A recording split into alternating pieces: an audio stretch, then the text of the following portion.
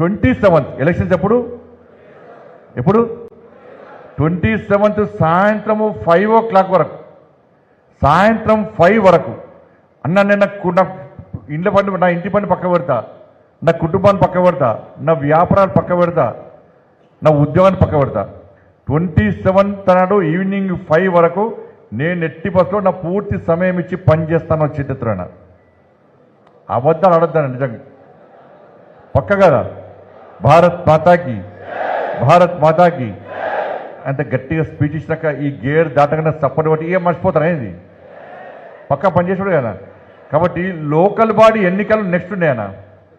ఇలా ఢిల్లీలో గెలిచినాక అందరు ఏమంటున్నారు, అబ్బా ఢిల్లీలో బీజేపీ గెలిచిందిరా కాబట్టి ఇక్కడ ఎమ్మెల్సీ కూడా బీజేపీ గెలుస్తుంది అంటలేరా? నిజం చెప్పారు అంటలేరా? ఇప్పుడు నెక్స్ట్ మంత్ ఎలక్షన్స్, ఏ ఎలక్షన్స్? Local body elections. ఈ 2 ఎమ్మెల్సీలు మన కరీంనగర్లో గెలిచిన తర్వాత ప్రజలందరూ ఏమనుకుంటారు, అరే ఢిల్లీలో బీజేపీ, గల్లీలో బీజేపీ, కరీంనగర్లో బీజేపీ, ఇక మనం ఎందుకు ఓటేది బీజేపీకి కట్టుకోడుకుతుంది గ్యారంటీ. కాబట్టి ఈ ఎన్నికలు ఎవరి భవిష్యత్తుకు సంబంధించిన ఎన్నికలు? కార్యకర్తల భవిష్యత్తుకు సంబంధించిన ఎన్నికలు అనేవి. కాబట్టి కరీంనగర్ ఉమ్మడి జిల్లాలో హైయెస్ట్ ఓట్లు ఉన్నాయి కాబట్టి మిగతా జిల్లాల కార్యకర్తలు ఏమంటుంది తెలుసా, అన్న మాకు ఓట్లు తక్కువ ఉన్నాయి, కరీంనగర్ ఉమ్మడి జిల్లాలో ఓట్లు ఎక్కువ ఉన్నాయి కాబట్టి మా మాటగా మీ కార్యకర్తలకు చెప్పండి అన్న, కష్టపడి పనిచేసి గెలిపిమని చెప్పండి, మేము కూడా కష్టపడుతున్నాం. ఈ 2 ఎమ్మెల్సీలు గెలిస్తే మేము సర్పంచ్ గెలుస్తాము, మేము ఎంపీటీసీ గెలుస్తాము, మేము జెడ్పీటీసీ గెలుస్తాము, మేము వార్డు మెంబర్ గెలుస్తామని చెప్పి ఇవాళ వేరే జిల్లాలకు సంబంధించిన కార్యకర్తలు అందరూ కోరుతున్నారు. కాబట్టి ఇలా కార్యకర్తల తరఫున మీ అందరికీ 2 చేతులు జోడించి మొక్కుతున్నాను నేనైతే వారి కార్యకర్తల తరఫున. మనకు గెలవాలన్నా, ఎందుకంటే ప్రజలు ఓట్లేయడానికి సిద్ధంగా ఉన్నారు, మనకు ప్రజలు ఓట్లేయడానికి సిద్ధంగా ఉన్నారు. మనం పోయి ప్రజలను ఓటు అడగడమే మన పని. కాబట్టి రేపటి నుంచి మీ ప్రాంతాల్లో చేర్చని ప్రెస్, రేపటి నుంచి మీ ప్రాంతాల్లో ఎక్కడ కూడా కనీసం స్తబ్దత ఉండదు. ఇప్పటికే లేదు, స్తబ్దత లేకుండా ఏడవైనా బీజేపీ బీజేపీ బీజేపీ బీజేపీ అని చెప్పి ఏడవైనా కూడా అంజిరెడ్డి గారు గ్రాడ్యుయేట్స్ నుంచి, టీచర్స్ ఎమ్మెల్యే నుంచి కోంబ్రే గారు ఈ 2 ఓట్లను వేయించే బాధ్యత మనందరి మీద. దీనికి ఒప్పుకుంటారా అందరూ? పక్క ఆల్రెడీ మేము 2 సార్లు తిరిగినామన్న వాళ్ళు చరిత్రన్న, మీరు 2 సార్లు తిరిగిన, ఇప్పటికే 3 సార్లు తిరిగిరా? అసలు 3 సార్లు తిరిగిన వాళ్ళు చరిత్రన్న.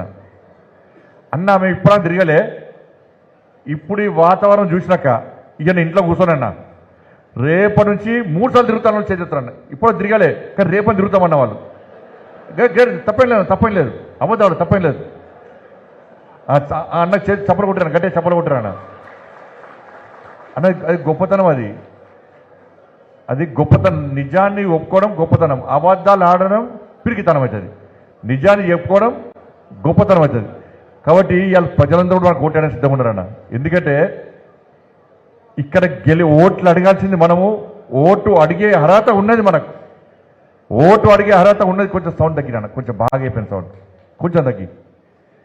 ఓటు అడిగే అర్హత మనకు మాత్రం ఉంది. ఇలా ప్రజలందరూ కూడా భారతీయ జనతా పార్టీకి ఓటు వేయడానికి సిద్ధంగా ఉన్నారు. ఎందుకంటే మొన్న ఎన్నికల్లోనే మనకు ఓటు వేయడానికి సిద్ధంగా అయ్యారు, కానీ ఇచ్చేయాల్సిన ఓటు కాంగ్రెస్ పార్టీకి వేసారు. ఎందుకంటే 6 గ్యారెంటీలు ఇస్తామని చెప్పి వాళ్ళు హామీ ఇచ్చిన తర్వాత మహిళలు 2500 రూపాయలు ఇస్తామని చెప్పి వాళ్ళు ఓటేసారు.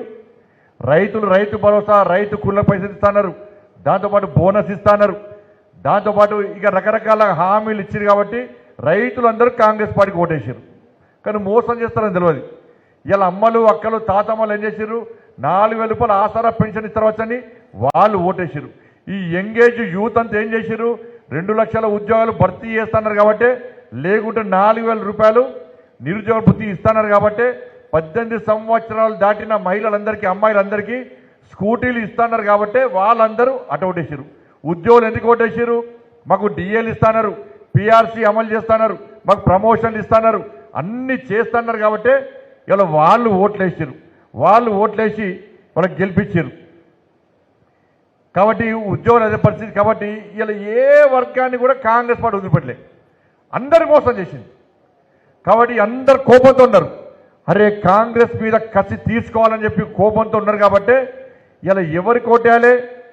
ఇక్కడ పోటీ చేసేది భారతీయ జనతా పార్టీ కాబట్టి భారతీయ జనతా పార్టీకి ఓటు అని చెప్పి ప్రజలు నిర్ణయించుకున్నారు కాబట్టి మన గెలుపును ఎవ్వరు ఆపరన్నా సర్వే రిపోర్ట్లు వచ్చినాయి. డైలీ సర్వే రిపోర్ట్ వస్తున్నాయి. Daily Bharatiya Janata party graph మీరు పనిచేస్తున్న కొద్దీ మన గ్రాఫ్ పెరుగుతూనే ఉన్నది. మనది నెంబర్ 1 స్థానంలో భారతీయ జనతా పార్టీ అభ్యర్థి అంజిరెడ్డి గారు, కోమరే గారు ఉన్నారు. ఇక నెంబర్ 2 కోసం వాళ్ళిద్దరు కొట్లాడుతూ ఉన్నారు.